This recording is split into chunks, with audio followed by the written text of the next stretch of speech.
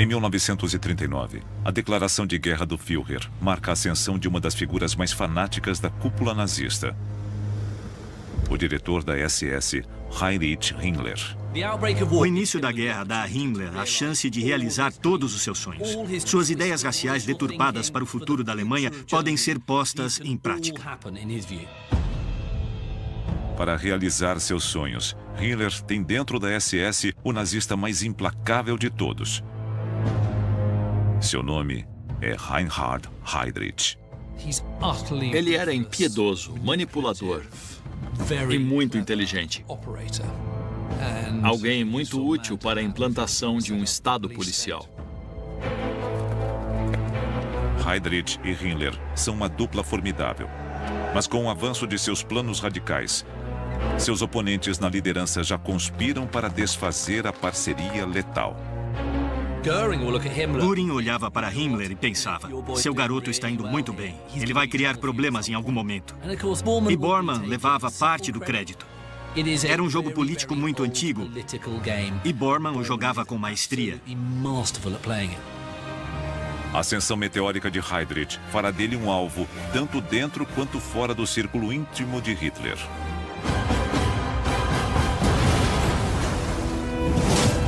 Esta é a história dos asseclas de Hitler. Os ciúmes, as disputas internas e a bajulação que criarão um monstro e alimentarão os maiores horrores do Terceiro Reich.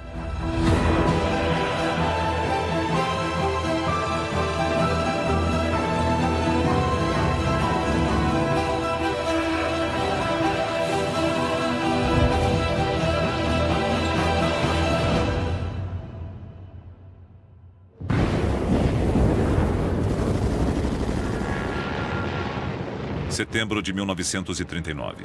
A invasão da Polônia já começou. E para Hermann Göring, líder da Luftwaffe e o homem mais poderoso do séquito de Hitler, tudo corre como esperado. A Luftwaffe foi muito eficiente. Ela pulverizou cidades polonesas e destruiu o exército inimigo. Era uma parte essencial da Blitzkrieg e Göring recebeu todo o crédito por ela. Von höchster Eindringlichkeit vermitteln in diesen Tönen dem deutschen Volk den gewaltigen Eindruck hohen Feldzugs. Das heißt, auch hier wird sie den Feind treffen, schlagen und vernichten.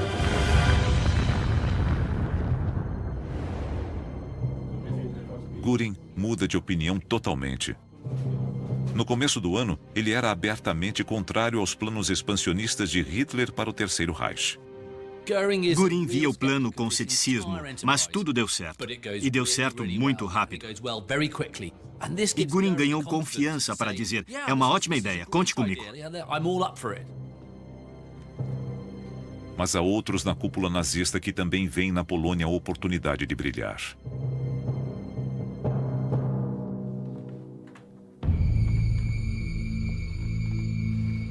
Heinrich Himmler, o diretor da SS, pretende lançar um plano radical para germanizar a Polônia ocupada. Himmler era um ideólogo. Ele era ainda mais fanático do que Hitler, se é que isso é possível. Ele era contra qualquer um que não fosse ariano e teutônico. Himmler era um ideólogo nacional-socialista de carteirinha. Tinha uma visão assustadora para o futuro da Alemanha. É uma visão compartilhada pelo Führer. Ao celebrar sua vitória no Reichstag, seus planos são claros e inflexíveis. Erstens, Schaffung einer Reichsgrenze, die so betont den historischen, ethnografischen und wirtschaftlichen Bedingungen entspricht. Zweitens, die Ordnung des gesamten Lebensraumes nach Nationalitäten, das heißt, eine Lösung jener Minoritätenfragen. As palavras do Führer confirmam para Himmler que a Polônia é onde seus sonhos ideológicos podem se tornar realidade. Himmler pretende transformar uma grande parte do território polonês no Lebensraum, ou espaço vital de uma nova raça superior germânica. Ele não queria apenas se livrar dos judeus. Ele também queria se livrar dos eslavos, dos deficientes. A ideia era arianizar a sociedade alemã, germanizar os territórios ocupados.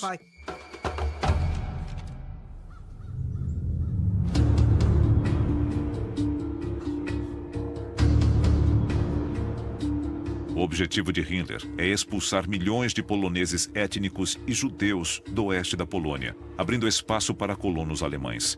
É um projeto radical, motivado não apenas pelo fanatismo de Himmler, mas também pela sua sede de poder. Quando eles fossem expulsos e o país fosse germanizado, e eles tivessem seu Lebensraum, a SS assumiria o comando. Então, com a ocupação de territórios, o papel e a autoridade de Himmler também aumentavam. E Himmler tem seu próprio exemplo de supremacia ariana para fazer o trabalho.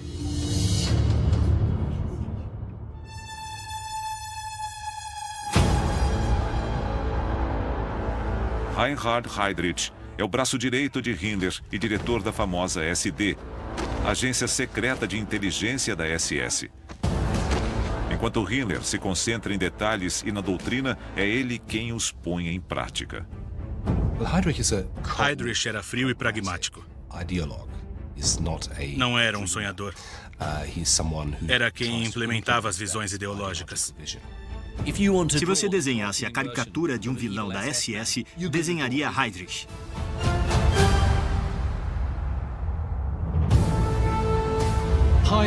Heydrich era alto, muito loiro e inteligente. Era um grande esgrimista. E era muito ambicioso. Com a reputação de Heydrich, até Himmler precisa tomar cuidado. Heydrich era absolutamente implacável. Ele sabia como aterrorizar as pessoas. Ele despertava medo em amigos e inimigos. Ele dava calafrios nas pessoas só de estar na mesma sala. Mas quando Himmler conhece Heydrich, ele é um homem sem futuro.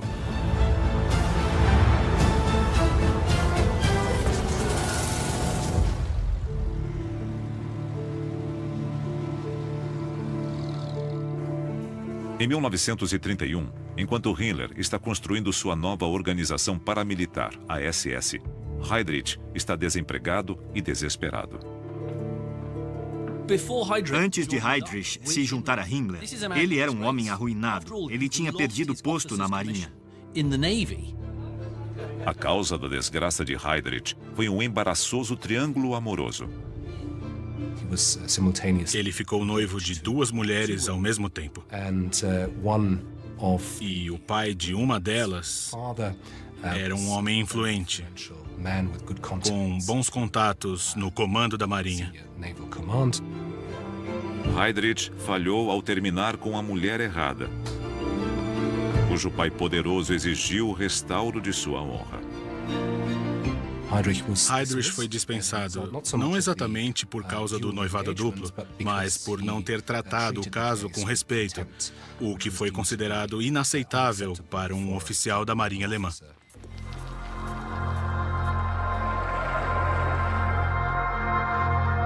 O desemprego de Heydrich veio no pior momento.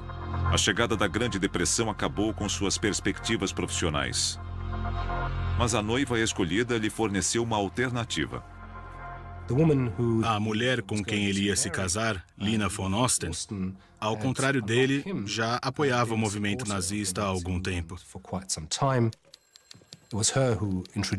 Foi ela quem o apresentou ao movimento e o encorajou a marcar a entrevista com Himmler.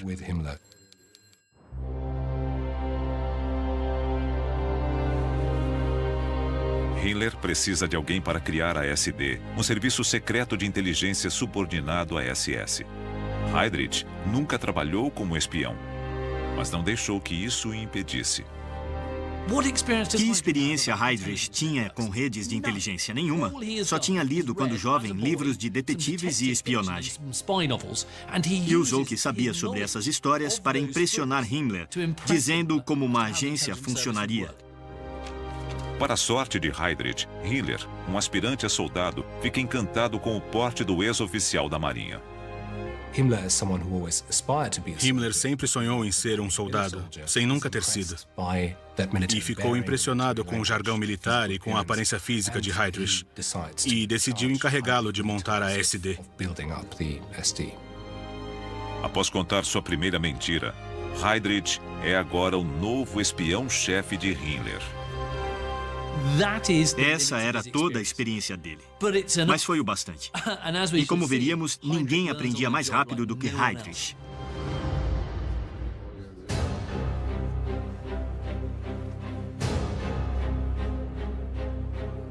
Em Heydrich, Himmler encontra um braço direito implacável, disposto a fazer o trabalho sujo que outros não aguentariam. Ele era incrivelmente eficiente por causa da crueldade. Em 1934, enquanto Himmler toma chá com o Führer, é Heydrich quem organiza o massacre da SA, o grupo paramilitar original do Partido Nazista. O que aconteceu foi um dos atos de violência política mais famosos da história, a Noite das Facas Longas. E aquelas facas eram afiadas.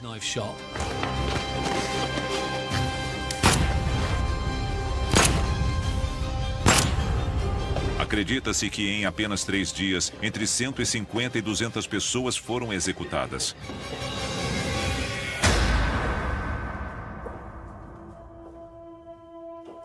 Mas o alvo principal era o líder da SA, Ernst Röhm. Röhm era padrinho de um dos filhos de Heydrich. Então, estavam dispostos a sacrificar amigos próximos pelo próprio ganho pessoal e político.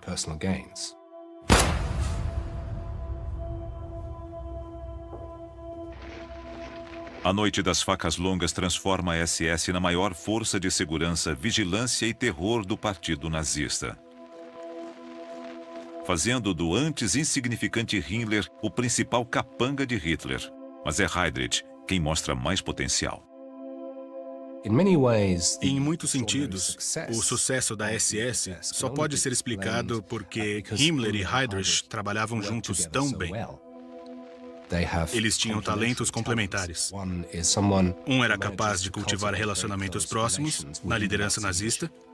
O outro era claramente um administrador eficiente e talentoso.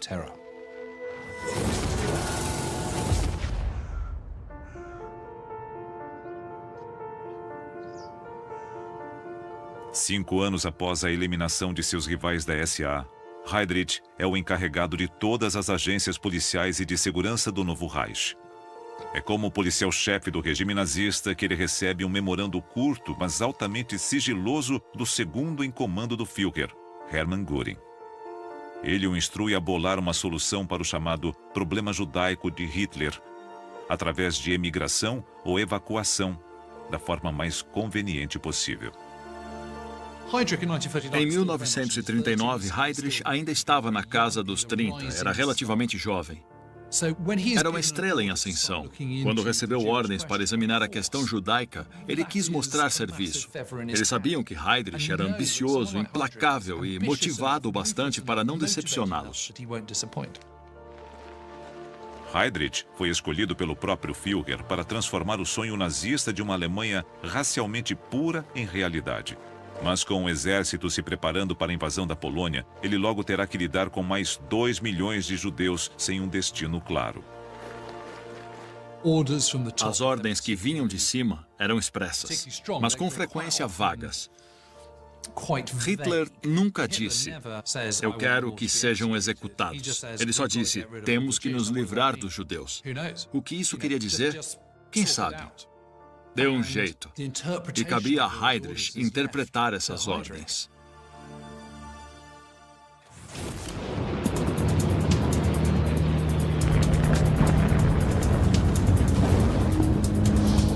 Com as tropas alemãs invadindo a Polônia, Heydrich tem a missão de preparar um novo território para a germanização. Ele cria forças-tarefas especiais da SS, ou Einsatzgruppen, para forçar a rendição da população civil através do terror. A tarefa do Einsatzgruppen na campanha polonesa era decapitar a sociedade polonesa. Era preciso matar a elite, os padres, os professores, os políticos, os líderes econômicos. E matá-los às dezenas de milhares. Era o que os Einsatzgruppen faziam. Mas são apenas os preparativos para medidas mais sistemáticas que transformarão em realidade o sonho de Hitler de um novo espaço vital alemão. Os homens de Heydrich têm novas ordens. Milhões de poloneses étnicos devem ser levados para o leste, abrindo caminho para os colonos alemães. E quanto aos judeus poloneses, seu destino ainda é mais incerto. Todos serão reunidos em guetos urbanos prontos para a deportação futura. Eles foram conduzidos à força no meio da noite. Cada família judaica levando uma mala com seus pertences. E todos fizeram longas viagens de trem até grandes centros na Polônia ocupada, onde foram despejados em pequenos quartos, como sardinhas em lata. Foi desumano, nojento e bárbaro.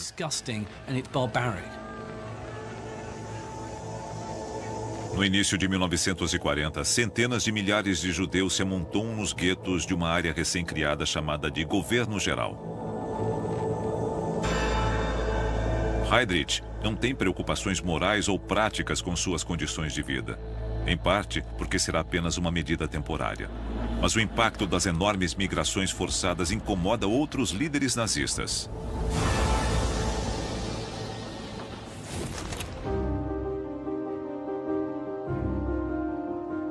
Hans Frank é o poderoso administrador do governo geral, que inclui a capital da Polônia, Varsóvia, e sua segunda maior cidade, a Cracóvia.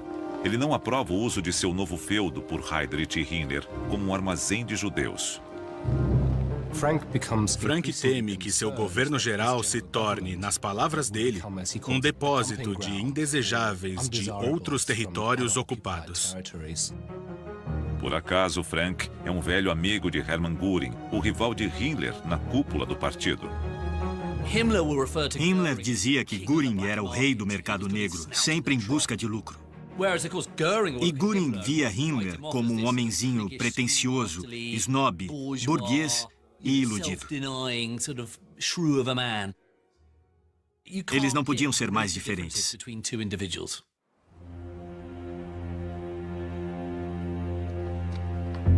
Quando Göring descobre que as atividades da SS estão ameaçando a viabilidade econômica do governo geral, é a oportunidade perfeita para marcar posição. Então, ele convoca Himmler e seu velho amigo para uma reunião. O problema era que Hans Frank tinha a tarefa de tocar o governo geral na Polônia. E Himmler tinha a tarefa de germanizar a Polônia.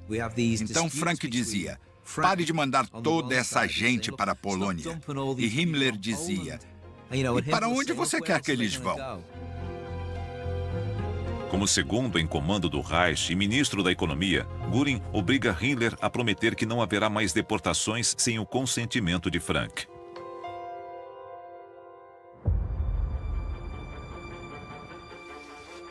Para Himmler, é um lembrete de quem realmente tem influência na cúpula nazista. Heydrich precisa encontrar um novo destino para os judeus poloneses. Quanto a Göring, suas prioridades estão no campo de batalha, com uma nova frente de guerra prestes a ser aberta.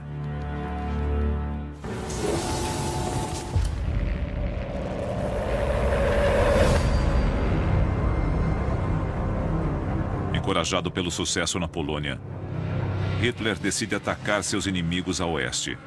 É a vez deles de sentir a eficiência devastadora da Luftwaffe de Göring. Ele começou no começo de abril com a Noruega e a Dinamarca. Depois, em 10 de maio de 1940, a Wehrmacht atacou a França, Luxemburgo, a Bélgica e a Holanda. E um dos pilotos de combate na Europa Ocidental é o próprio Reinhard Heydrich. Ao contrário de seu chefe, Himmler, o soldado frustrado, Heydrich satisfaz seu desejo de ação militar. Foi algo extremamente arriscado para um homem tão importante quanto ele no Terceiro Reich. Isso ilustra seu desejo de provar que ele não era apenas um burocrata, mas também um guerreiro capaz de correr riscos, um macho alfa, como dizemos hoje.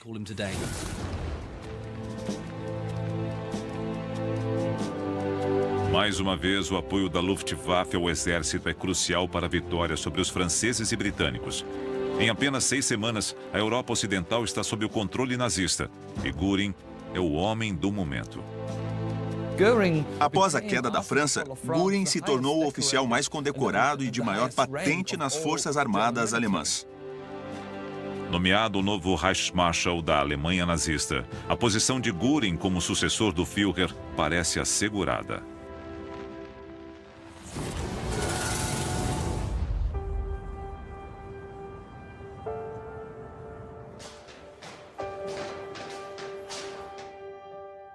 A ocupação da França também pode fornecer uma solução pouco convencional para o problema judaico de Heydrich, a ilha de Madagascar. Heydrich viu a possibilidade de usar a ex-colônia francesa de Madagascar como um novo lar para os judeus. O plano de Heydrich é enviar todos os judeus da Europa para a ilha remota, a quase 13 mil quilômetros na costa leste da África.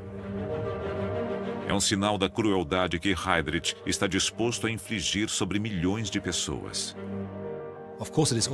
Todos sabiam que, como Madagascar tinha um clima inóspito, especialmente para os europeus, muitas pessoas morreriam.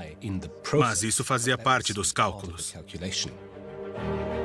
Mas seu plano encontra um grande obstáculo: a Marinha Britânica. O plano de Madagascar dependia da vitória alemã sobre a Inglaterra. Enquanto a Inglaterra estivesse na guerra, a rota marítima até Madagascar não seria segura.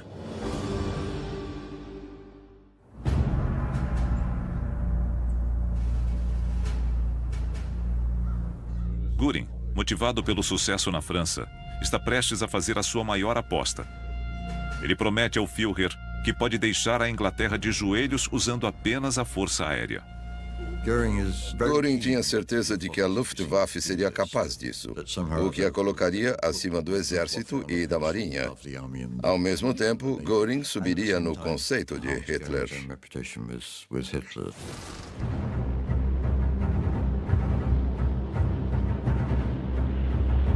Göring ataca o inimigo com toda a força da Luftwaffe. Mas seus pilotos encontram uma resistência inesperadamente sólida e bem organizada. Eles não entendiam as defesas antiaéreas britânicas ou como o sistema de radar era organizado. Então eles não sabiam onde eram os pontos fracos. Foi um problema de inteligência. Por meses, Göring garante a Hitler pessoalmente que a Força Aérea Real não resistirá. Mas no decorrer do conflito fica claro que a Luftwaffe não foi feita para operações longas sobre o Canal da Mancha. Além disso, a Luftwaffe não tinha caças ou bombardeiros de longa autonomia. Então, se os ingleses não se precipitassem, os alemães não teriam nenhuma chance de obter a superioridade aérea.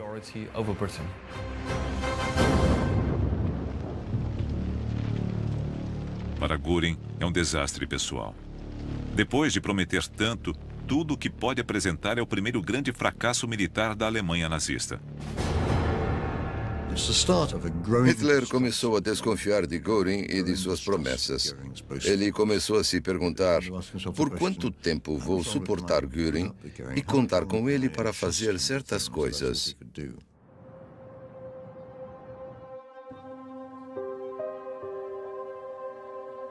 Em outubro de 1940, a batalha pela Inglaterra está praticamente encerrada.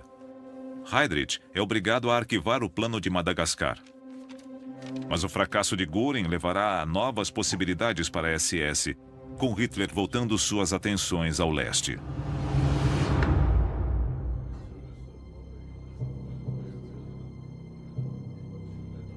Diante da resistência inglesa, o Führer decide que a União Soviética é a chave para a supremacia nazista na Europa. Hitler concluiu que se derrotasse a União Soviética, teria muitos recursos para usar contra a Inglaterra. E se derrotasse a União Soviética, a Inglaterra estaria perdida na Europa e faria um acordo. Para Göring, invadir a União Soviética enquanto a Inglaterra ainda os ameaça é um suicídio estratégico. Mas desde seu fracasso militar, sua credibilidade nunca esteve tão baixa. Para Göring, o Império Britânico era o principal inimigo no momento. Ele deixa isso claro para Hitler, mas não insiste. Ele percebe que se insistir mais terá problemas. Já Himmler e Heydrich têm outra visão.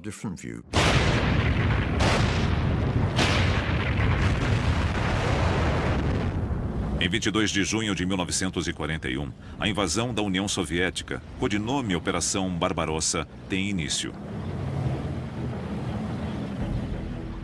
É a batalha que Himmler e Heydrich tanto esperavam. O conflito com o que eles consideram o arqui-inimigo do nacionalsocialismo.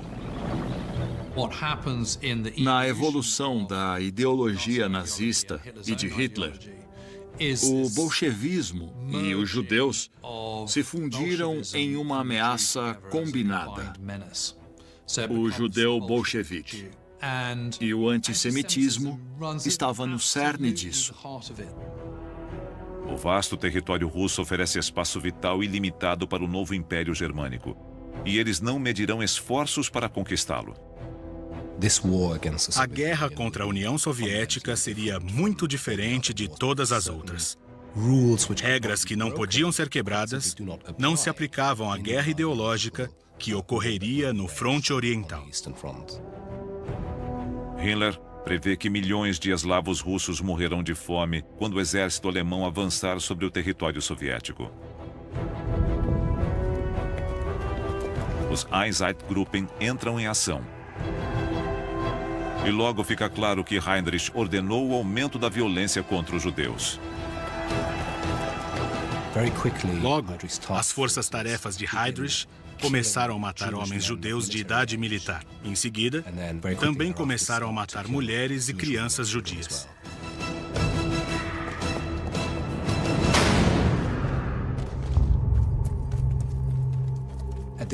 É quando Heydrich começa a trocar uma solução territorial pela implantação do genocídio.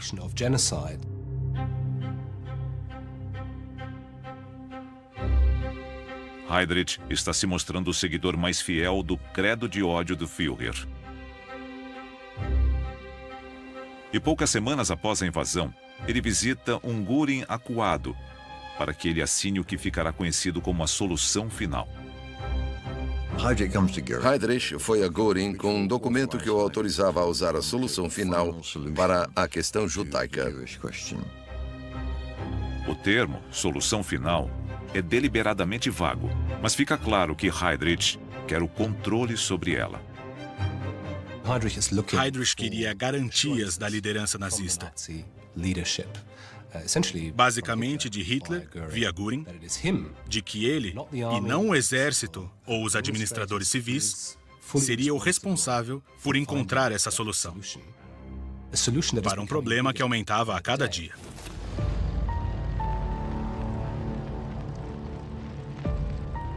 Heydrich, o homem que só entrou para a SS porque precisava de emprego, agora sai da sombra de Himmler para se tornar responsável pela política que se encontra no centro das ambições ideológicas do Führer. Ironicamente, foi o antissemitismo que quase encerrou sua carreira antes que ela começasse.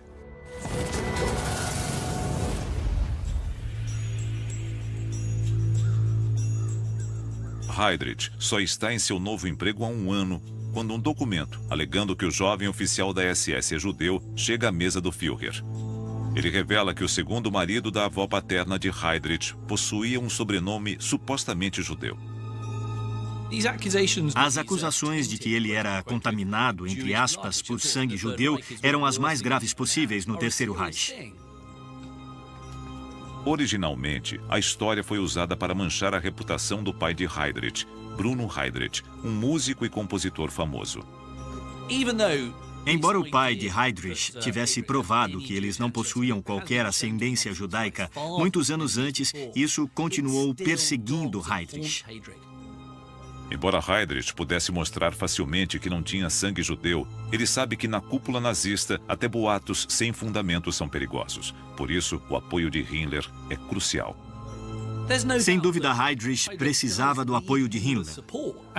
Como vimos várias vezes no regime nazista, não importava se uma acusação era verdadeira ou falsa, ela seria usada de qualquer forma, porque os nazistas criavam sua própria verdade. Heydrich estava ciente, porque também fazia isso.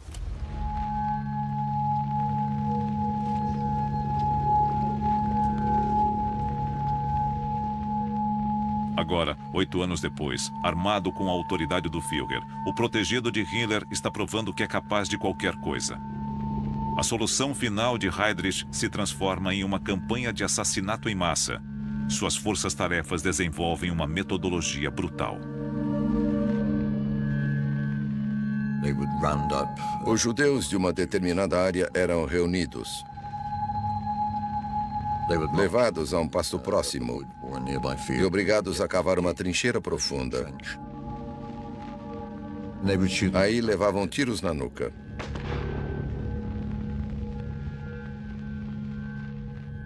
O segundo grupo era alinhado na beira da vala, baleado e caía sobre os outros. E assim por diante, até que a vala se enchesse, e eles a fechavam com cal e terra. E isso se repetiu em todo o fronte alemão. É um genocídio instigado não apenas pelo fanatismo, mas também pela sede de poder. Himmler e Heydrich tinham certeza de que seriam recompensados por fazer o que acreditavam ser a vontade de Hitler. Dezenas de milhares de judeus são massacrados por vez. E lugares como a Ravina, próxima a Kiev, a capital da Ucrânia, serão associados para sempre ao assassinato em massa. A imagem mental que temos do Holocausto é a da ferrovia que leva ao famoso prédio de Auschwitz. Mas o Holocausto começou com execuções como a de Babi Yar. Em apenas 2 dias, em setembro de 1941, mais de 33 mil judeus são sistematicamente mortos a tiros e jogados no abismo.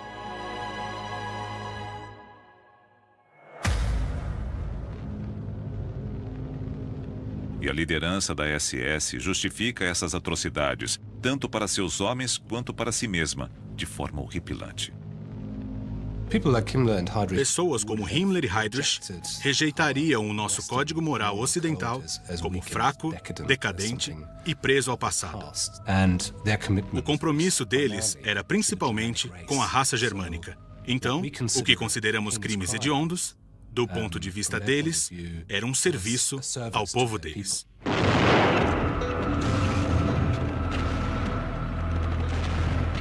Mas apesar de todo o compromisso de Heydrich e Himmler com a causa, o Führer decide que quando a Rússia for derrotada, o controle do novo e vasto território será entregue a civis e não à SS.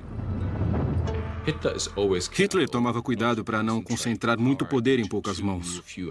Embora fosse grato a eles, estava tentando limitar o poder da SS e de outras agências comandadas por Himmler e Heydrich.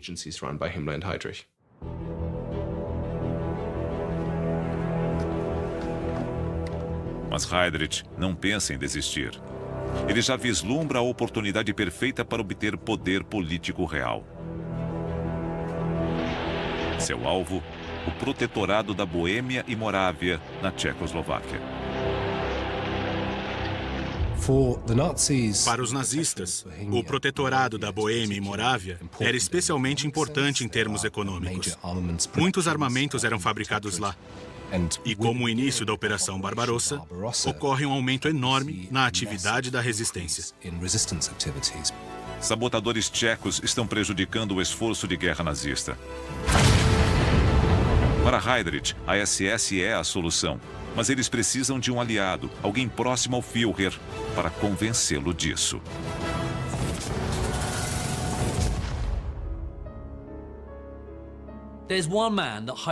Há um homem que Heydrich precisa impressionar para assumir a Boêmia e Morávia. Martin Bormann, o chefe da chancelaria do partido, que basicamente nunca sai da sombra de Hitler. Por isso ele é chamado de Eminência Marrom. O caminho de todos os membros da cúpula até Hitler passava por Bormann. Heydrich mobiliza sua rede de inteligência para compilar relatos que desacreditem e denigram a administração civil em Praga. Eles alegaram que os administradores civis daqueles territórios não eram capazes de controlar a situação. Ele estava louco para assumir o controle de um lugar como aquele e pegá-lo pelo pescoço e estrangulá-lo até que o povo começasse a obedecer. Não é difícil convencer Bormann, já que a promoção de Heydrich dará ao sagaz burocrata uma forma de controlar a estrela em ascensão de Himmler. Analisando o comportamento de Bormann na cúpula nazista, ele era incrivelmente esperto.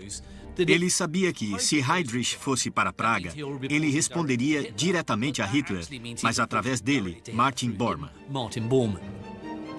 Quando Bormann apresenta o relatório de Heydrich, ele surte o efeito desejado. Hitler fica furioso e diz que os tchecos precisam aprender uma lição. Heydrich é transferido para Praga.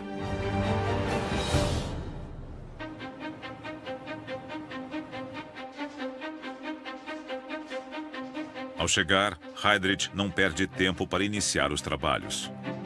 Heydrich partiu para cima da resistência assim que chegou ao protetorado. A estratégia de Heydrich foi brutalmente eficiente. Muitos acham que ele simplesmente fuzilava os inimigos e era assim que mantinha o controle. Mas, além das punições, ele também oferecia muitas recompensas. Ele melhorou a ração dos operários. Isso deixou as pessoas felizes.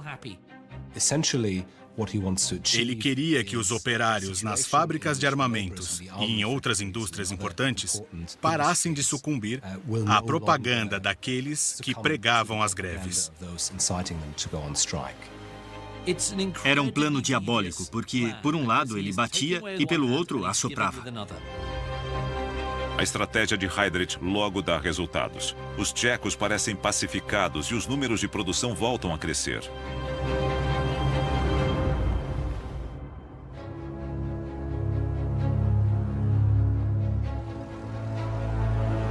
Quando Heydrich retorna a Berlim, é sobre ele que todos estão falando.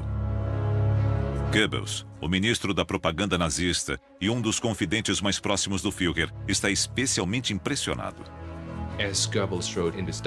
Como Goebbels escreveu em seu diário, ele brincou de gato e rato com os tchecos e conseguiu controlá-los. Foi quando Heydrich passou a ser visto por outros membros da hierarquia nazista como um líder por mérito próprio.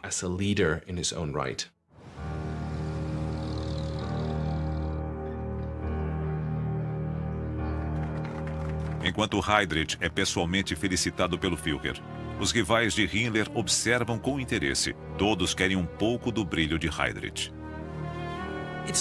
Era quase como uma novela. Todos queriam saber quem ia bem e quem ia mal. E Göring podia ver a eficiência de Heydrich.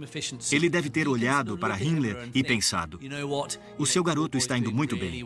Ele vai lhe causar problemas em algum momento. E Bormann levava parte do crédito. Ele se associava ao sucesso alheio. Era um jogo político muito antigo e Bormann o jogava com maestria. Os rivais de Himmler na cúpula nazista veem no sucesso de Heydrich uma forma de quebrar uma parceria formidável. Agora, Heydrich respondia diretamente ao Führer. Algumas pessoas viram isto como o início de uma rivalidade entre Himmler e Heydrich, porque Heydrich estava ficando mais independente. Heydrich está se tornando um dos principais nomes da liderança nazista. É o momento perfeito para levar sua solução final a um novo patamar.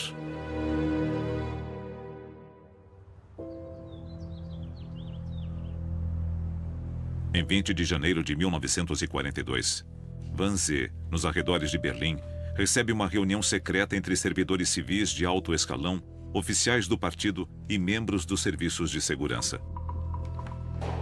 Presidida por Heydrich, ela será uma das reuniões mais conhecidas da história. Heydrich marcou a conferência por dois motivos. Primeiro, para obter o controle sobre as políticas antijudaicas. Segundo, para alinhar a implementação da solução final com as outras agências estatais alemãs.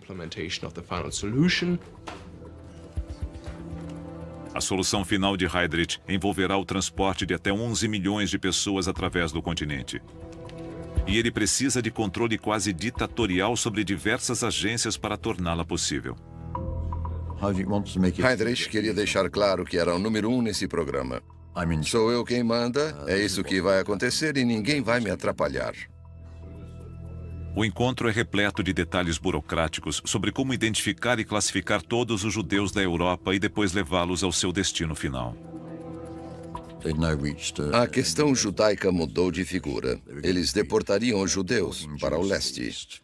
Na reunião, ninguém falou em matá-los, mas a implicação era que eles não voltariam.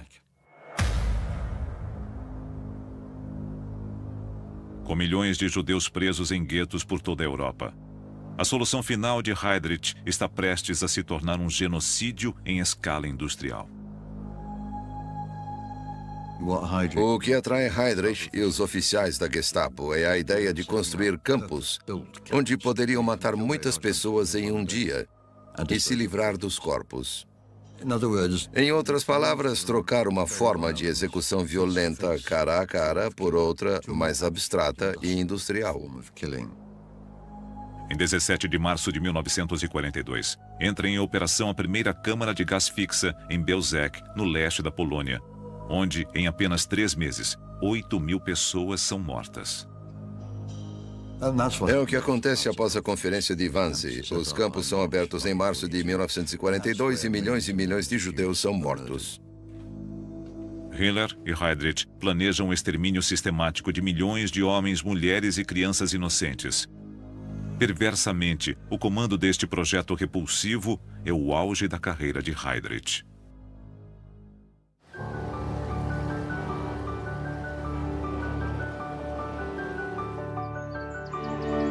Quando a primavera chega à Praga, Heydrich está celebrando. Como senhor dos tchecos e arquiteto da solução final, as dúvidas quanto à pureza racial de sua família ficaram no passado. E ele decide marcar sua nova condição com um concerto da obra de seu pai. Foi um momento de autocelebração através da música, algo que ele valorizou muito ao longo de sua carreira. Heydrich atingiu o auge de seu poder. Ele governava o protetorado da Boêmia e Morávia, cuidava de todo o aparato de segurança do Terceiro Reich e também gerenciava um dos projetos favoritos de Hitler, o genocídio do povo judeu.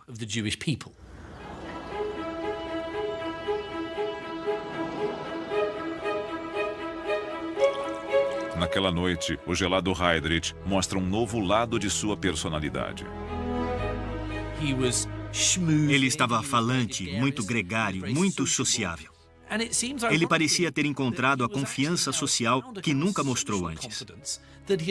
Isso mostra que ele devia estar se sentindo nas nuvens. No dia seguinte, Heydrich tem uma reunião com o Führer em Berlim. Após seu sucesso em Praga, ele espera assumir o controle sobre os territórios ocupados, tanto na Europa Oriental quanto na Ocidental.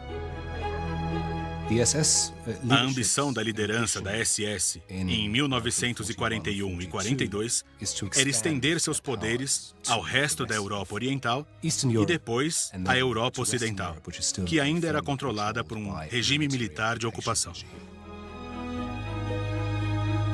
Pode ser um grande avanço para a SS, mas a ascensão de Heydrich como membro da cúpula nazista também pode fazer dele um alvo.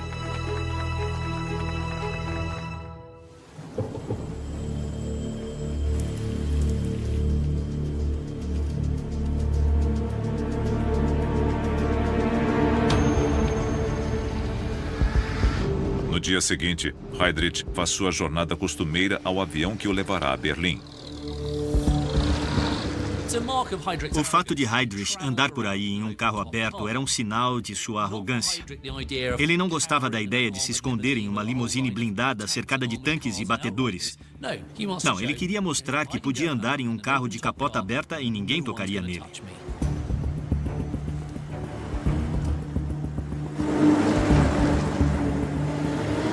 É uma viagem que Heydrich já fez muitas vezes. E com a esperança de uma nova promoção, ele está animado.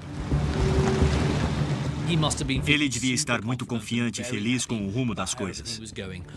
Os relatórios para Berlim estavam bons e os relatórios de Berlim também. Tudo parecia perfeito.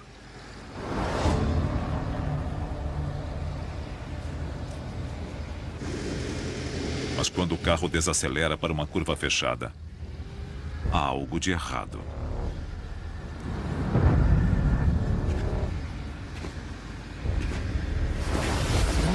Então ele vê um homem entrando na frente do carro com uma submetralhadora apontada para ele.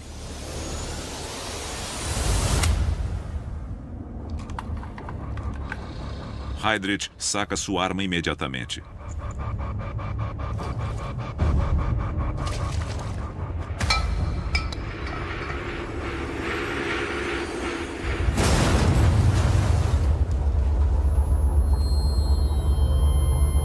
A bomba, jogada por um segundo assassino, explode ao lado do carro.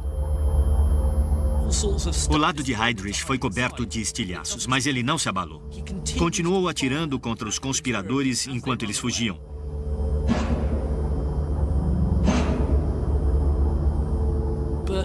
Mas então ele se curvou.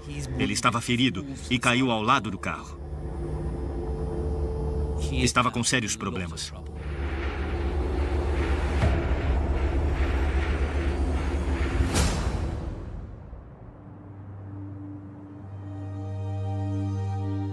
Ao ficar sabendo do ataque, Himmler envia imediatamente seu médico pessoal, Karl Gebhardt.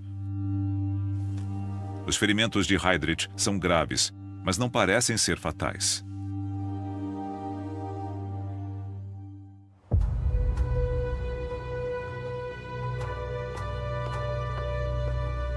Sete dias após uma operação para remover estilhaços de seu braço, Heydrich parece se recuperar.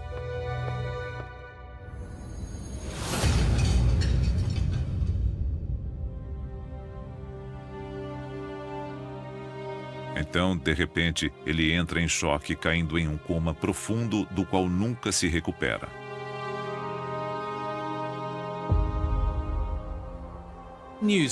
Quando a notícia da morte de Heydrich chegou a Berlim, o choque no séquito de Hitler foi enorme. Nenhum daqueles homens se sentia seguro. Se podia acontecer com Heydrich, podia acontecer com qualquer um deles.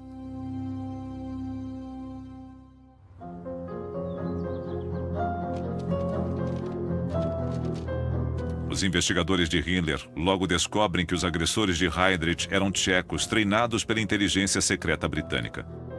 Mas o fato de Heydrich ter morrido sob os cuidados do médico pessoal de Himmler gera boatos na cúpula do partido. Teorias da conspiração rondavam o círculo íntimo de Hitler. E vimos isso no assassinato de Heydrich. Teria Himmler sabotado o tratamento de Heydrich? Mas por quê? Diziam que Heydrich podia ser uma ameaça futura. Heydrich era único. Não havia um genocida mais implacável e eficiente. Ele podia tranquilamente ser o Führer, sem dúvida. Se ele tivesse sobrevivido, eu suspeito que teria se livrado de Himmler um dia, porque ele era mais inteligente e melhor no trabalho do que Himmler.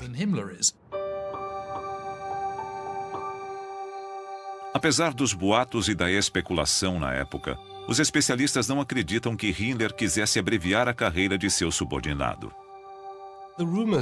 Os boatos sobre envolvimento interno no assassinato de Heydrich existem desde o dia da sua morte. Alguns ficaram aliviados quando ele morreu, mas eu diria que Himmler não estava entre eles. Heydrich morreu porque a ciência médica da época não podia salvá-lo. É muito simples. Foi um erro, não uma conspiração. Himmler ficou totalmente perdido com a morte de Heydrich. Ele precisava de Heydrich e não podia substituí-lo. Se o chefe da SS tinha alguma preocupação com a ascensão de Heydrich, elas logo foram superadas pela raiva. É a primeira vez que um líder nazista é assassinado. E Hitler não é o único que quer vingança. Hitler ficou furioso. Ele queria que os tchecos sofressem. Heydrich era tão popular que eles precisavam fazer alguma coisa. Duas cidades são identificadas como focos de resistência. Mas é apenas um pretexto para a vingança impiedosa. A reação foi brutal e feroz. Eles massacraram 2 povoados, Lidice e Ležák, e mataram quase 500 civis, homens, mulheres e crianças. Diante dos olhos do mundo, os moradores homens são executados imediatamente, enquanto quase 300 mulheres e crianças são enviadas a campos de concentração, onde quase metade morrerá nas câmaras de gás.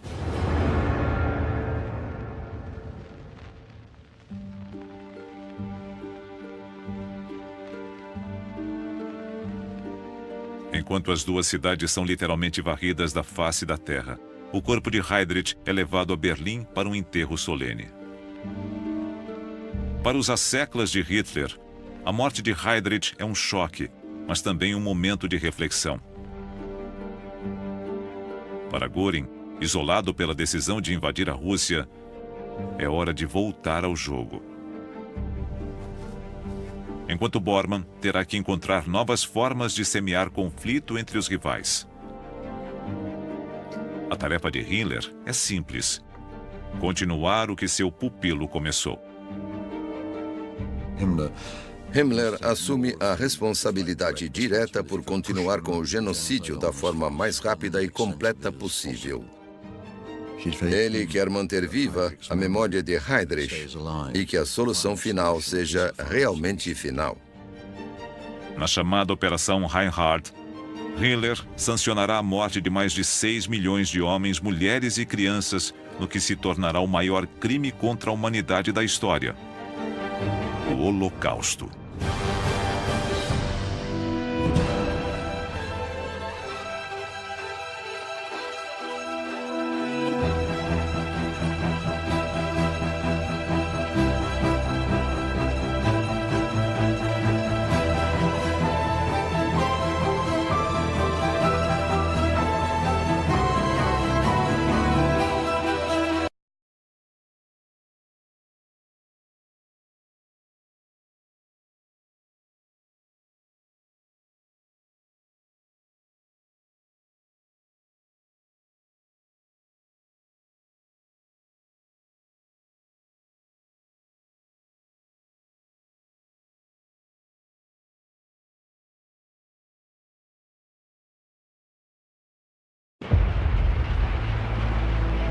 É o começo de 1942, e a Alemanha nazista enfrenta o poderio industrial da Rússia soviética e dos Estados Unidos. Era um pesadelo para os estrategistas políticos e militares alemães. Eles estavam em guerra de duas frentes contra inimigos dos dois lados com capacidade de produção maior do que a deles. Hitler precisa de alguém que revolucione a máquina de guerra alemã. Mas ninguém espera que o Führer escolha seu amigo, Albert Speer. Speer era um arquiteto, um administrador, não era um engenheiro, não era nem um general.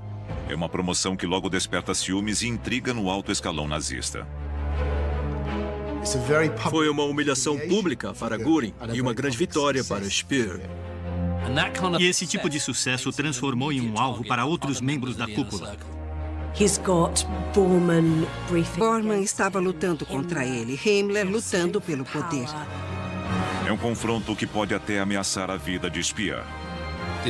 Isso traz à tona a possibilidade de que membros do séquito de Hitler estivessem tentando matar uns aos outros. Esta é a história dos asseclas de Hitler. Os ciúmes, as disputas internas e a bajulação que criarão um monstro e alimentarão os maiores horrores do Terceiro Reich.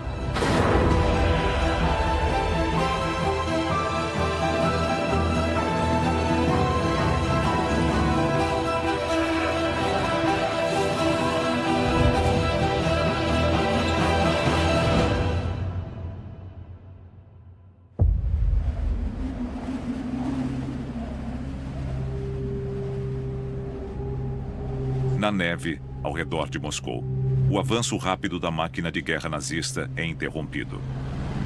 Desta vez, a Blitzkrieg não conseguiu entregar uma vitória rápida. Quando a Blitzkrieg foi contida na União Soviética em 1942, a própria natureza da guerra mudou. E a Alemanha se viu em uma guerra convencional, uma guerra de produção. O que seria extremamente difícil, eles tinham que superar o poderio econômico da União Soviética.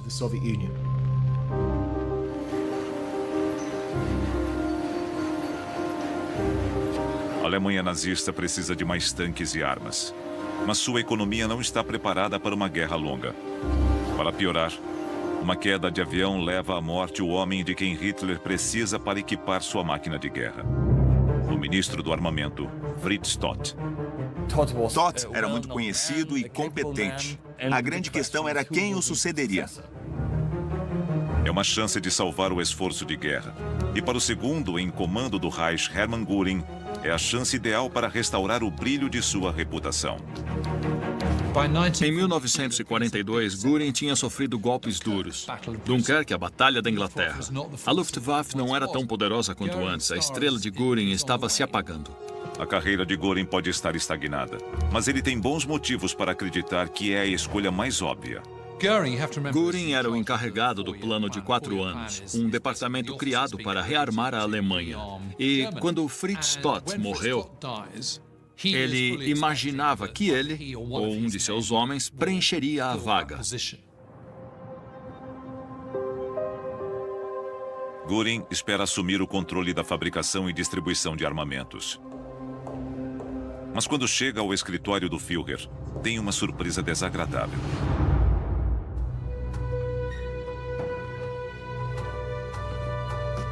Hitler já encontrou um novo homem para rearmar a Alemanha. Seu arquiteto-chefe, Albert Speer.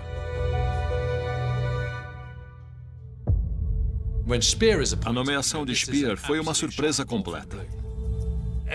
Todos conheciam Speer como o arquiteto de Hitler e ficaram chocados quando ele sucedeu Todt, porque ele não era um engenheiro, não era nem um general. Ele não sabia nada sobre a indústria bélica. Mas Göring não devia estar surpreso, já que Hitler garante o controle sobre seus assessores, mantendo-os mais próximos na corda bamba. Hitler gostava de se cercar de pessoas que diziam sim. E tinha o hábito de dar cargos a pessoas que não tinham nenhum conhecimento prévio ou experiência e eram candidatos improváveis a essas vagas. Speer se considerava a coisa mais parecida com um amigo que Hitler já tivera.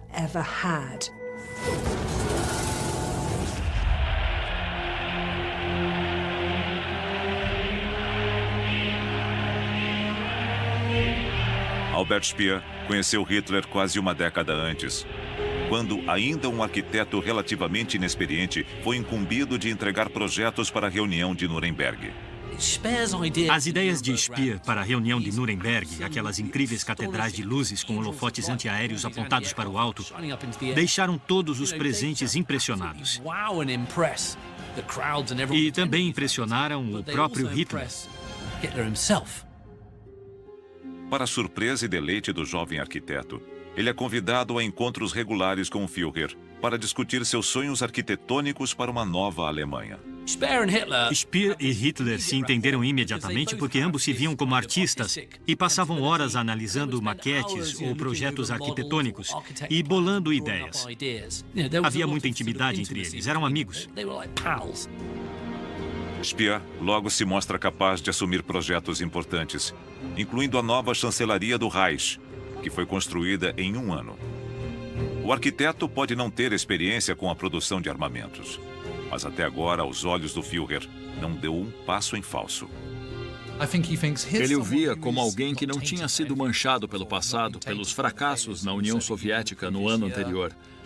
Ele não era Göring, era alguém novo, era alguém digno de confiança e que valia o risco. Mas a nomeação de Speer é uma grande aposta. Com a entrada dos Estados Unidos na guerra, o futuro da Alemanha nazista depende agora de derrotar a União Soviética antes que seja tarde demais. Eles só tinham mais uma chance. A campanha do verão de 1942 era a última chance de derrotar a União Soviética. Mas é claro, as fábricas soviéticas também estavam produzindo mais armamentos. E a Inglaterra e os Estados Unidos também estavam fornecendo material a eles, através dos comboios do Ártico. Era uma corrida.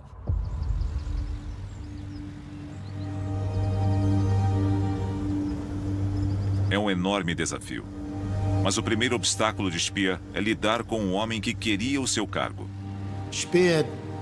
Ao viajar para ver Göring, logo após a sua indicação, Speer devia estar esperando um conflito.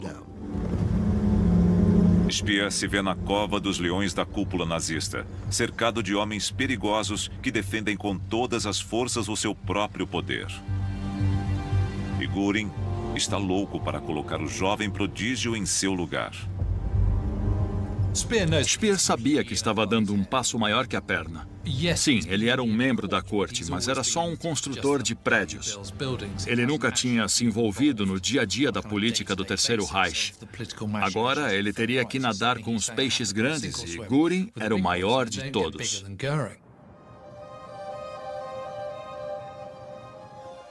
O segundo em comando do Reich recebe Speer como um pomposo aristocrata, dizendo ao novato para seguir sua deixa que tudo dará certo. Göring disse, agora você é parte do plano de 4 anos. Basicamente, você vai fazer o que eu mando. Göring definiu as áreas em que Speer não poderia interferir. E Speer percebeu que tinha caído em uma armadilha. Era um momento decisivo e ele precisava mostrar a Göring, desde o começo, que não ia ser intimidado.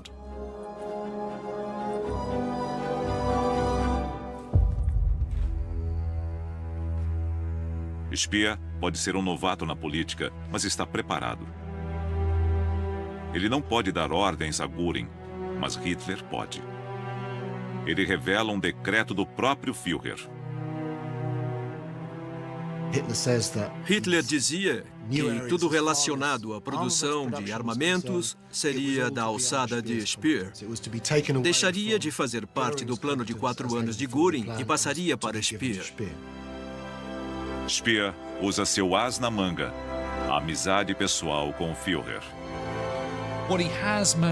O que ele obteve foi uma licença para falar diretamente com Hitler. Ele tinha acesso direto ao Führer. E o Führer disse, eu te dou meu apoio. E Göring ficava em segundo plano.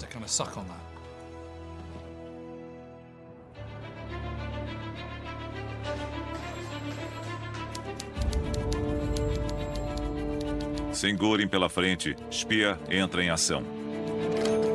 Vindo de fora, ele traz reformas necessárias.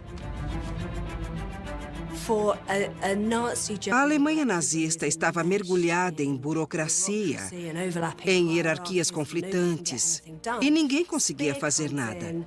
E Speer instituiu cadeias de controle simples, como em um negócio. A economia de guerra alemã nunca tinha sido estruturada. Foi o que Speer começou a fazer. Ele tentou fazer com que cada fábrica só produzisse um item, fosse um tipo de rifle ou uma peça de artilharia. E, ao mesmo tempo, ele impôs disciplina. Aqueles que não obedeciam eram removidos.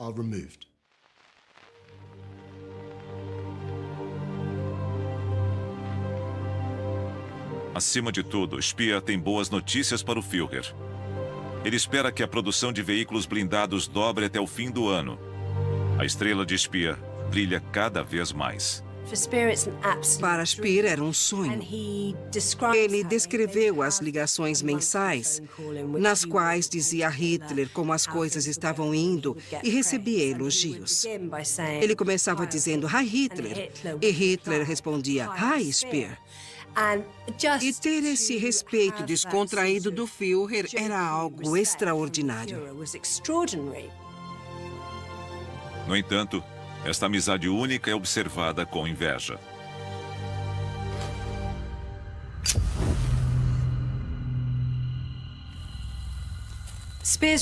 O relacionamento de Speer com Hitler é uma ameaça para Martin Bormann.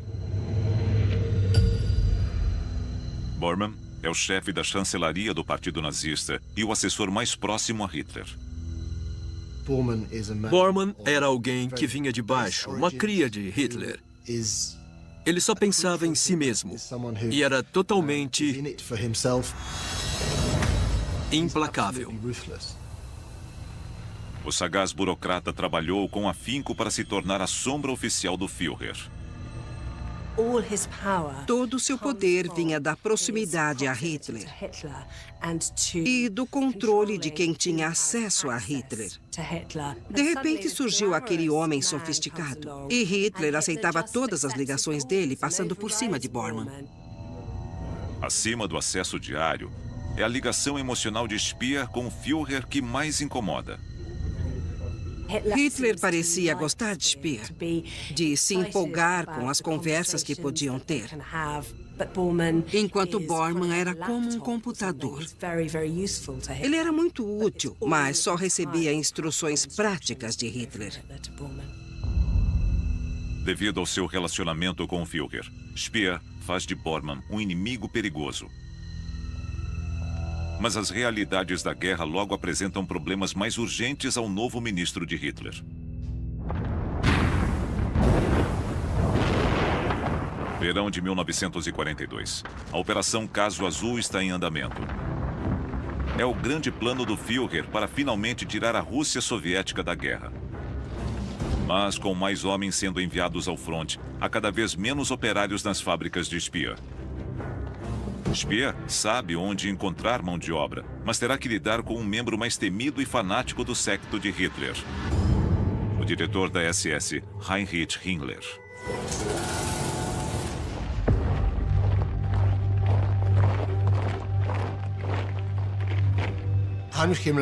Himmler era o chefe da SS, que tende a ser vista como responsável pelo Holocausto. Mas é fácil esquecer que a SS também era a maior força econômica do Terceiro Reich. Embora nomes como Auschwitz e Dachau sejam sinônimos do extermínio de milhões de judeus e outros prisioneiros políticos, a vasta rede de campos de concentração de Himmler também é uma fonte vital de mão de obra. O problema é que ele não quer dividi-los. Himmler queria expandir os empreendimentos econômicos da SS e montou fábricas de munição dentro dos campos de concentração, usando aquela mão de obra gratuita para fazer munição, armas e tudo mais. Speer discordava disso porque era uma forma pouco eficiente de se fabricar armas. Ele queria operários dos campos de concentração nas fábricas convencionais, fazendo armamentos.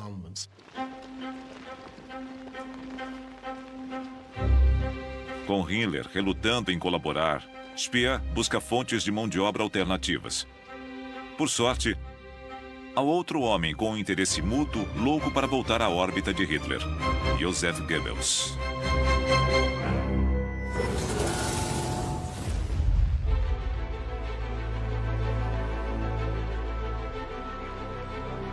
Goebbels é o ministro da propaganda nazista e um dos seguidores mais dedicados de Hitler. Mas o propagandista está se afastando do centro do poder. O trabalho de Goebbels como ministro da propaganda foi ficando mais difícil ao longo da guerra, porque divulgar conquistas, sucessos e grandes vitórias é muito simples. Mas quando a guerra tomou outro rumo, ficou mais difícil dar as notícias. No entanto, Goebbels encontra inspiração em uma fonte improvável. Alguém que fez do estoicismo e do autossacrifício uma virtude. We have before us an ordeal of the most grievous kind. We have before us many, many long months of struggle and of suffering. Goebbels ficou muito impressionado com os discursos de Churchill nas horas mais sombrias da Inglaterra. Embora odiasse Churchill, reconhecia nele um colega orador. I would say to the House, as I said to those who have joined the government, I have nothing to offer but blood, toil, tears and sweat. Goebbels também acredita ser capaz de inspirar o povo alemão a apoiar o esforço de guerra em todas as frentes e vê um possível aliado em Albert Speer.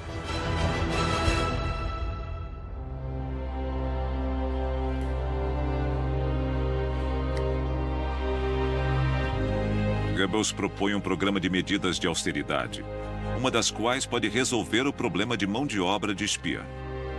Goebbels e Speer formaram um tipo de aliança, porque os dois acreditavam que toda a energia da Alemanha devia ser dedicada ao esforço de guerra. Eles achavam que as mulheres deviam estar trabalhando em fábricas de armamentos, como nos países inimigos, como a Inglaterra. O recrutamento de mulheres para as fábricas é uma solução óbvia. Mas ambos sabem que será difícil convencer Hitler.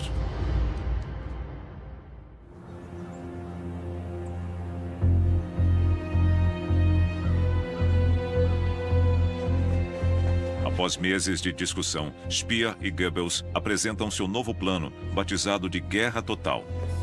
No entanto, Hitler reluta em aceitar a necessidade de mulheres nas fábricas ou de qualquer coisa que traga a guerra para perto de casa. Hitler tinha muito medo de perder o fronte doméstico. Ele fazia questão de proteger os civis alemães das realidades e dificuldades da guerra. Isso remontava ao fim da Primeira Guerra, quando o apoio popular ruiu, levando ao colapso dos exércitos alemães. E Hitler dizia desde o início de sua carreira política que isso nunca aconteceria novamente. E a ideia de mulheres alemãs trabalhando em fábricas também contradiz o objetivo ideológico de Hitler de purificar a raça germânica. Outra questão era o programa de procriação. Hitler queria que as mulheres alemãs se concentrassem na procriação, na geração de uma nova geração de arianos que dominaria a Europa. Apesar das reservas de Hitler, Speer e Goebbels não desistem. Há muita coisa em jogo. Speer e Goebbels sabiam que a situação era desesperadora e insistiram. E Hitler cedeu terreno. Mas eles teriam que trabalhar no projeto Guerra Total com Martin Bormann. É uma notícia terrível para Speer e Goebbels. Agora, precisam dividir o controle sobre seu projeto com um grande rival na cúpula nazista. Um problema que afetava a liderança nazista o tempo todo era a capacidade de Martin Bormann de injetar burocracia nos projetos dos outros. Sempre que algo passava por Bormann, acabava sendo atrasado por comitês e reuniões, o que era uma fonte de frustração constante.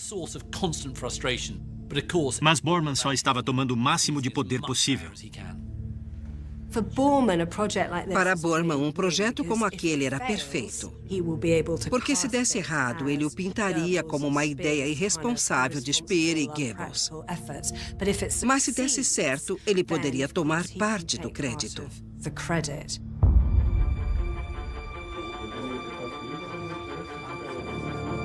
Enquanto Bormann se apodera do projeto Guerra Total de Speer e Goebbels, Göring, isolado, vê uma forma de explorar a crise que começa a surgir ao leste.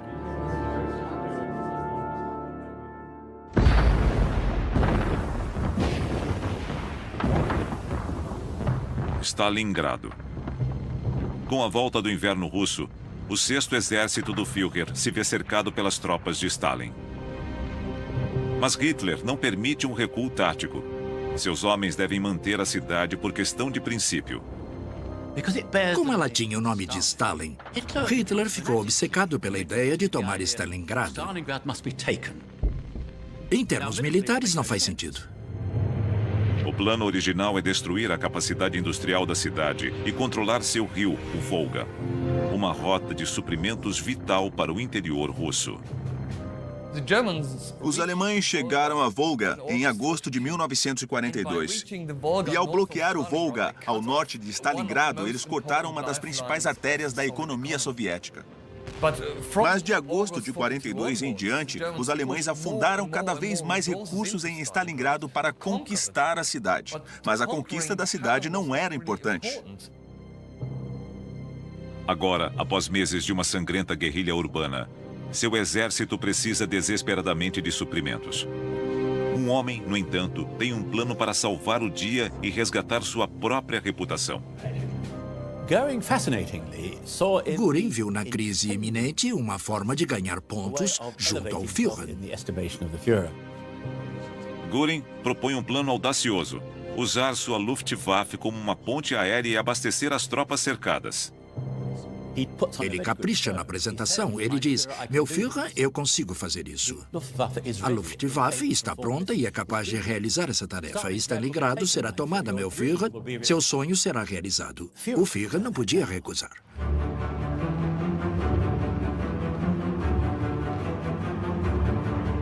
Diante de gelo, neve e uma densa neblina, os pilotos de Göring iniciam o que seus próprios oficiais já temem ser uma tarefa impossível.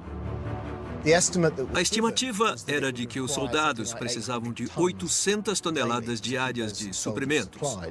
Na realidade, eles entregaram menos de 100 toneladas por dia.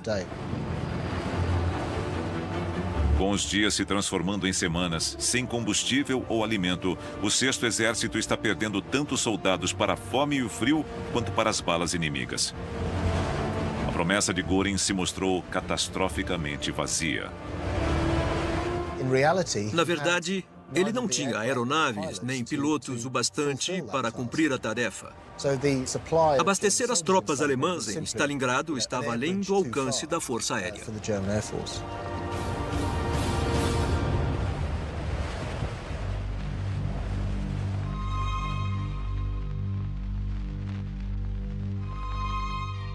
No aniversário da subida do Führer ao poder, Göring, tentando disfarçar o próprio fracasso, diz aos soldados alemães agonizando na neve que seu sacrifício não será esquecido. Um dia será dito. Quando chegarem à Alemanha, digam a eles que nos viram dar nossas vidas em Stalingrado, como a lei da segurança do nosso povo, exigia.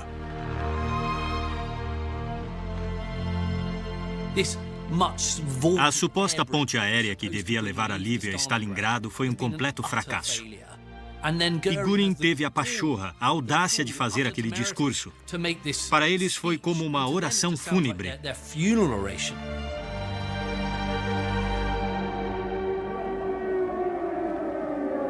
Mas a humilhação de Göring está apenas começando.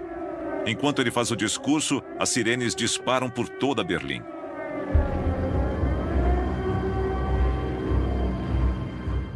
Para aumentar a ironia, quando o discurso foi transmitido, mosquitos britânicos estavam indo bombardear Berlim. Pela primeira vez, os aliados sentem confiança o bastante para atacar Berlim em plena luz do dia. É um lembrete humilhante de outra promessa que Göring não conseguiu cumprir. Ele disse, se uma bomba britânica cair em Berlim, podem me chamar de Herr Mayer, que seria como dizer, podem me chamar de seu Zé, podem me tratar como uma pessoa comum.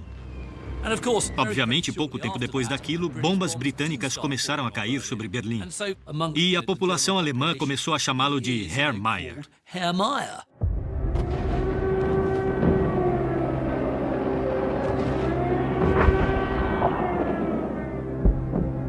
Enquanto as bombas caem sobre Berlim, o Führer remoe a perda de mais de 200 mil homens em Stalingrado. Diante de sua equipe, Hitler culpa os italianos, romenos e húngaros que lutam ao lado de seu 6º Exército. Mas em meio à cúpula, todos sabem que Göring é o verdadeiro bode expiatório. Foi mais um dos fracassos de Göring, que tinha começado na Batalha da Inglaterra. Depois houve o fracasso de Stalingrado. E ficou claro para Hitler que Göring não estava à altura do desafio. Sim, ele tinha sido um piloto brilhante, mas não era um Reichsmarschall brilhante. Humilhado, o outrora heróico piloto logo retoma hábitos antigos. Göring tinha sido um herói, um as da aviação, uma figura glamurosa. Após o fim da Primeira Guerra. Mas também tinha se ferido durante o golpe da cervejaria. Em 1923, quando os nazistas tentaram tomar o poder da Alemanha pela primeira vez, Göring foi baleado e gravemente ferido. Ele levou um tiro na perna e conseguiram levá-lo a um hospital. Mas enquanto se recuperava das lesões, ele desenvolveu um vício grave em morfina. E agora, com o vício voltando à tona, o velho soldado começa a perder o apetite pelo posto de segundo em comando e sucessor de Hitler.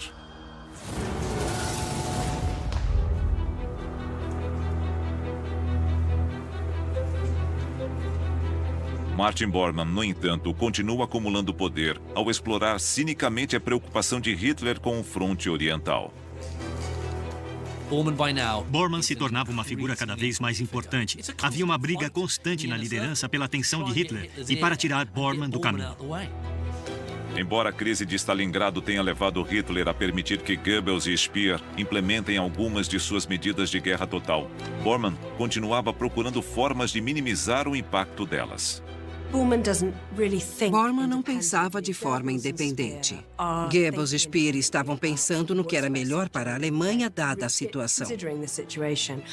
Bormann só pensava no que era melhor para manter seu relacionamento com Hitler e sua influência.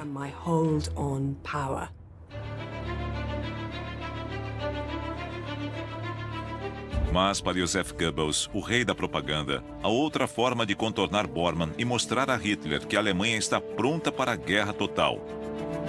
Ir a público e deixar que o povo decida.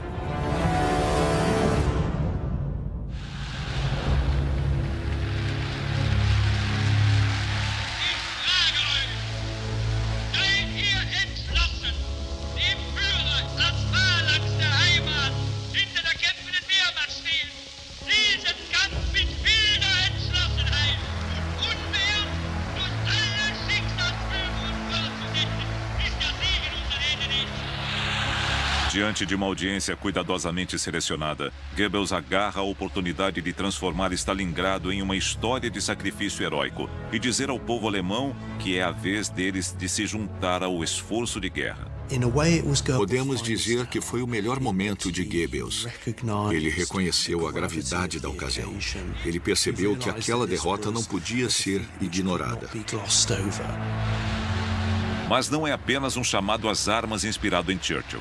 Goebbels quer mostrar a Hitler que todos os alemães estão dispostos a fazer o que for preciso.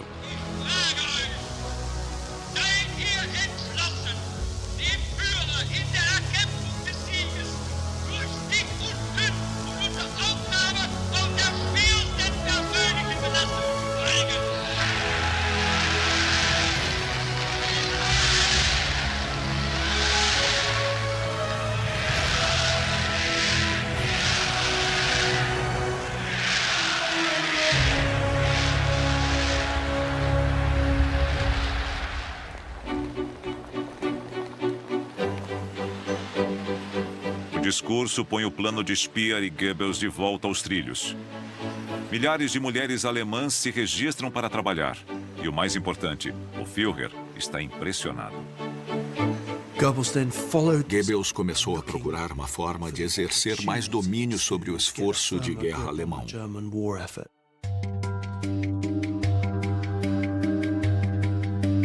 Agora é o momento de atacar Bormann.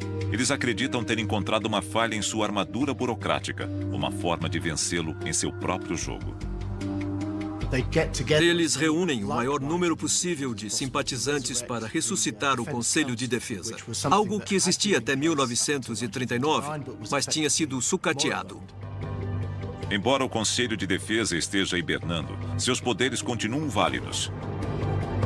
E se despertado, ele pode ser usado para contornar a muralha burocrática de Bormann em torno do Führer.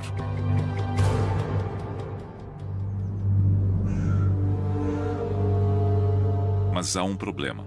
O homem encarregado da agência dormente também está incapacitado. Esse era o problema. O diretor do Conselho de Defesa era Hermann Göring. Speer e Goebbels precisam do apoio de Göring, mas não sabem se ele está à altura da tarefa. Göring continuava pouco confiável. Ainda estava viciado em morfina e se opunha a fazer qualquer coisa que pudesse resolver os problemas da Alemanha. Alguém precisa tirar Göring do estupor. Mas ele nem está falando com Goebbels, porque as medidas da guerra total levaram ao fechamento de seu restaurante favorito. Então, cabe a Speer conduzir o velho lutador de volta ao ringue. Speer alegava não ser um animal político, mas sabia ser quando necessário. E nesse caso, ele usou a sensibilidade de Göring em relação a Bormann. Speer tira proveito da desconfiança mútua entre Göring e Bormann. Speer e Göring eram muito diferentes de Bormann. Ambos o viam com desprezo, mas conheciam bem a forma como ele operava. Speer teve que lembrar a Göring de como Bormann era insistente. Ele estava sempre ao lado do Führer e o jogava contra eles. E Bormann passou dos limites para Göring quando Speer disse: ele quer o seu cargo, ele quer ser o segundo homem no partido e no país, e você está no caminho dele. Foi quando Göring se decidiu.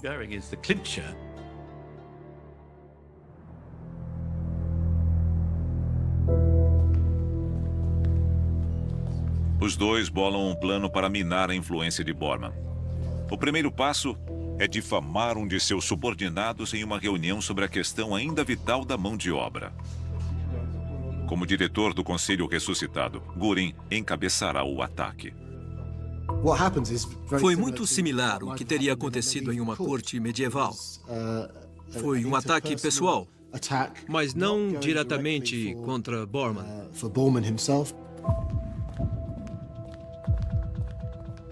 Para um novato na política, Speer reuniu uma coalizão improvável. Com Goebbels e Göring, eles finalmente podem reduzir o poder de Bormann. Mas quando Speer chega à reunião, há algo de errado. Não há sinal de Goebbels. E Bormann tem um novo amigo, Heinrich Himmler. Quando Speer entrou na sala e viu Bormann sentado ao lado de Himmler, ele provavelmente pensou que aquela reunião não ia terminar bem. E logo piora. Göring foge do roteiro e começa a atacar um assessor de Speer. Speer ficou confuso com o comportamento de Göring. Simplesmente não fazia sentido. Speer começou a temer que as forças tivessem se alinhado contra ele.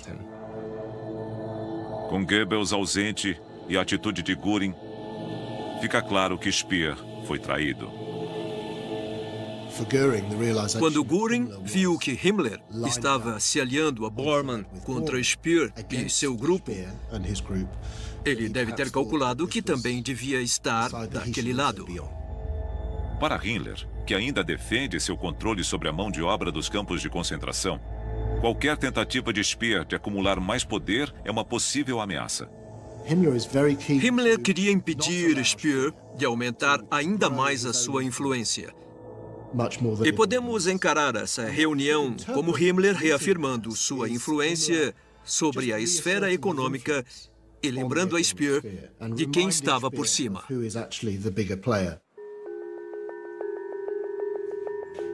Para Speer, é uma amostra dolorosa de que seus rivais na cúpula nazista farão de tudo para proteger suas posições pessoais, a despeito da crise enfrentada pela Alemanha. Mas ele aprende rápido, e sua batalha pelo controle da economia de guerra ainda não terminou.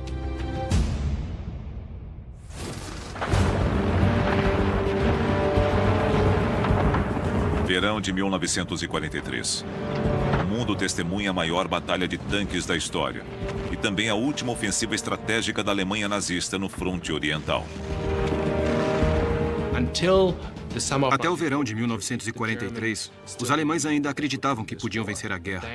Então, a Alemanha perdeu a Batalha de Kursk, na Rússia, que em muitos sentidos era uma batalha mais importante para os alemães do que Stalingrado. Agora, a Alemanha nazista luta pela sobrevivência. E enquanto bombas aliadas destroem seu cinturão industrial, Speer continua tentando convencer Hitler a mobilizar totalmente o fronte doméstico. Esse era o problema. Eles ainda estavam fabricando produtos para o consumo doméstico. Eles ainda não tinham entrado em modo de guerra. Isso deve ter acontecido em 1940, mas em 1943 ainda não tinha acontecido. Speer quer que todas as fábricas sejam recrutadas pelo esforço de guerra. É o fim do luxo e de bens não essenciais. A guerra bate à porta de todos. Speer achava que as condições domésticas deviam refletir as do fronte, que os civis deviam ter a mesma comida e as mesmas condições dos soldados do fronte. Para fazer isso, Speer precisa de controle ditatorial sobre a economia alemã. E parece que a mensagem está finalmente sendo ouvida. Speer recebeu outra promoção. O título dele passou a ser Ministro dos Armamentos e da Produção. Isso fazia dele uma ameaça ainda maior a Bormann.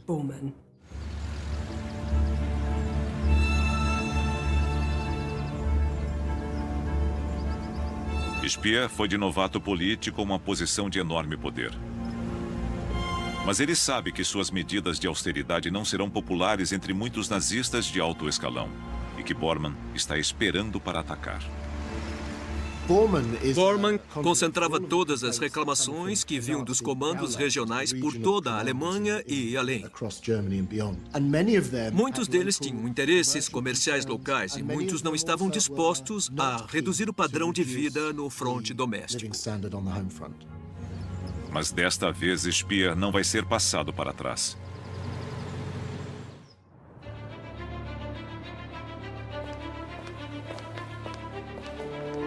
No outono de 1943, Speer apresenta seu novo plano e também um novo parceiro. O interessante é que, em meio aos jogos de poder do alto escalão nazista, em um momento você podia ser inimigo de alguém e depois forjar uma aliança temporária com ele. Foi o que aconteceu com Himmler e Speer. Um antigo adversário de Speer parece ter mudado de ideia. Himmler, como qualquer pessoa, podia ver que a maré da guerra tinha virado contra a Alemanha. E temos que levar em conta que Himmler era um fanático, alguém absolutamente leal às palavras de Hitler. E se Hitler tinha dado essa nova missão a Speer, Himmler deve ter achado melhor se aliar a ele. Speer anuncia que a SS garantirá a suspensão da produção de todos os bens de consumo não essenciais. Nada de rádios, geladeiras ou cosméticos. É a guerra total contra o que Speer chama de vadios e falsos doentes. Foi uma mensagem dura para os figurões locais do partido.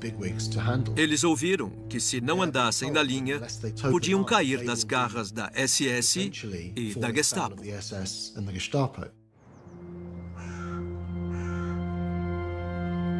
E não é o fim das palestras. Este é um dos poucos discursos gravados de um líder nazista sobre o que se tornará o pior crime contra a humanidade da história: o Holocausto. As reuniões de Posen são únicas porque há uma expressão explícita da intenção de erradicar um povo. Himmler disse: alguém tem que fazer o trabalho sujo, alguém tem que matar toda essa gente, os judeus, os homossexuais, os inimigos políticos. Alguém tem que se livrar deles para salvar a humanidade da malignidade deles. Portanto, eles diziam que era preciso cometer um ato cruel para fazer o bem. Em seu esforço para garantir a vitória, Speer faz um pacto com o demônio. Mas depois, ele alegará não ter ficado para ouvir as palavras incriminadoras de seu novo aliado. Eu desconfio de todas as afirmações de Speer. Ele passou a vida inteira, de 1945 até o ano em que morreu, se distanciando do Terceiro Reich. Ele queria mostrar que era um antinazista, um nazista bom. Na verdade, Speer não tem nenhuma restrição moral quanto ao uso de mão de obra escrava judaica e estrangeira. E agora, com a colaboração da SS, dezenas de milhares de pessoas trabalharão até a morte, construindo estradas, fortificações e novas armas, na sua tentativa de salvar o regime nazista. Speer não se comovia com o uso de mão de obra escrava. As condições de vida dos prisioneiros não o incomodavam. Perversamente, Speer alegará que seus trabalhadores, pelo menos, tinham a chance de viver. No entanto, a taxa de mortalidade dos construtores de sua nova arma secreta, o V2, é a mais alta em todo o sistema de campos de concentração nazistas. Ele só pensava nas armas que precisava produzir da forma mais eficiente possível. Não era uma preocupação humanitária. Se eles eram mais bem tratados nas fábricas do que nos campos de concentração, era apenas para produzirem mais. No entanto, armas avançadas não são o bastante para salvar a Alemanha nazista.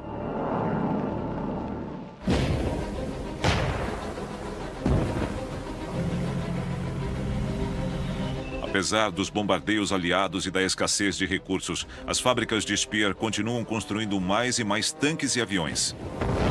Mas em janeiro de 1944, com os soviéticos invadindo a Polônia e os aliados avançando sobre a Península Italiana, a dura realidade é que a Alemanha não possui mais soldados para usar seus novos recursos. O fato é que era tarde demais. A mudança para uma economia de guerra total tinha ocorrido com muito atraso. E àquela altura, a guerra já estava perdida. A consolidação de poder contra a Alemanha era tão grande que a Alemanha já não podia mais esperar qualquer resultado positivo.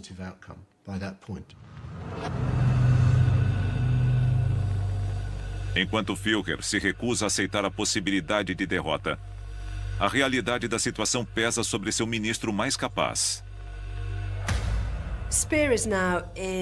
Speer estava em uma situação muito difícil.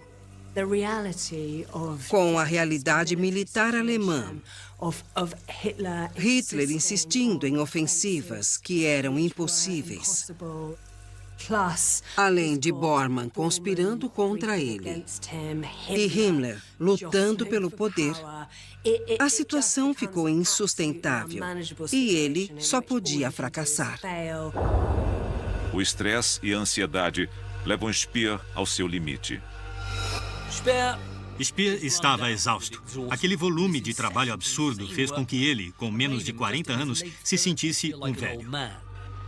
Speer lutava em várias frentes. Além de tentar estruturar a economia de guerra alemã, ele também tinha que se defender de seus colegas nazistas e rivais. Isso teve um efeito inevitável. No meio de janeiro de 1944, Speer teve algum tipo de colapso psicológico.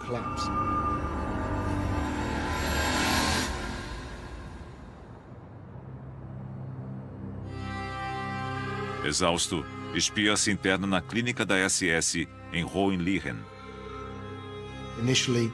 Tudo começou com uma inflamação no joelho e ele foi hospitalizado. Depois, ele foi mantido no hospital por exaustão. O diretor da clínica é um médico de reputação duvidosa. Na época, ele foi tratado por um dos médicos favoritos de Himmler, Karl Gebhardt, que era um charlatão. Por exemplo, um dos tratamentos que ele receitou a Speer foi uma massagem com veneno de abelha.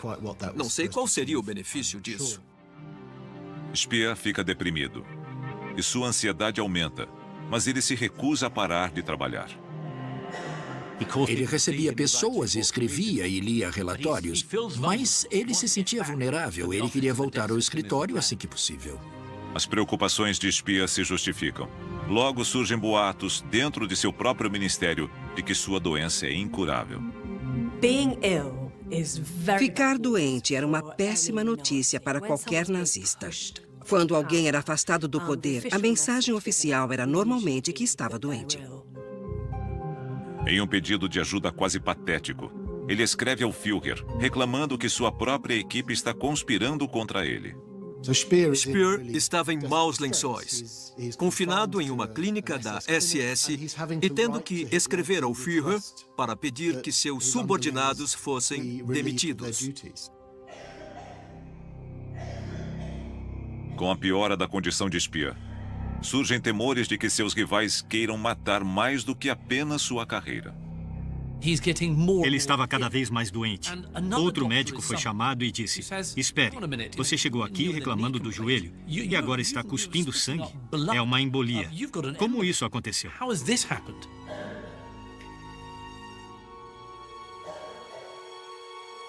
Como Speer chega tão perto da morte é um mistério. Mas sua secretária de longa data, Annemarie Kempf, afirmará que não é um acidente. Ela entreouviu uma conversa entre os dois homens. O nome de Speer foi mencionado.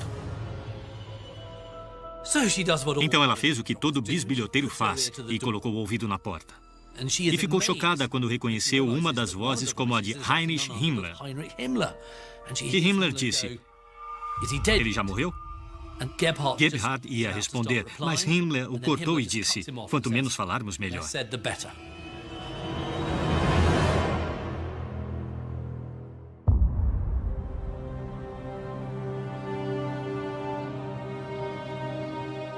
Quaisquer que sejam as intenções de Himmler, Speer acaba se recuperando, sugerindo que a teoria da conspiração não passa de uma invenção diabólica da suposta vítima.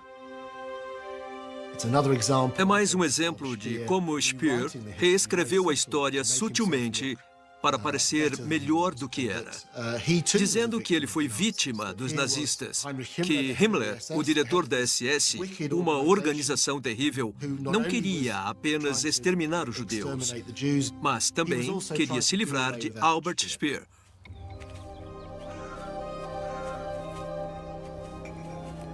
O fato é que a doença de Speer permite que seus rivais o continuem sabotando. Bormann, especialmente, anda ocupado. O discurso agressivo de Speer aos líderes distritais do Partido Nazista gerou uma reação negativa. O descontentamento se concentrava em Bormann. Ele coletava as reclamações dos líderes locais do partido. E, como tinha o ouvido de Hitler, dava migalhas de informação. Comentários negativos para gerar discórdia entre Speer e Hitler. Bormann usou aquilo para promover a ideia de que Speer tinha ido longe demais, prejudicando o moral do país. Ele queria derrubar Speer, e deu certo. O Führer deixou de ver Speer com bons olhos. Bormann finalmente vence. As conversas mensais de Speer com Hitler são agora uma memória distante. A ausência e a disposição em enfrentar interesses arraigados levam Speer a perder o que mais importa, a confiança e a autoridade do Führer. O problema para Speer foi que, no fim das contas, como um lorde medieval servindo ao seu mestre, ele dependia quase totalmente dos caprichos e da autoridade de Hitler. E ficou claro para Speer que o relacionamento com Hitler tinha mudado. E ele era bem menos importante do que 2 anos antes.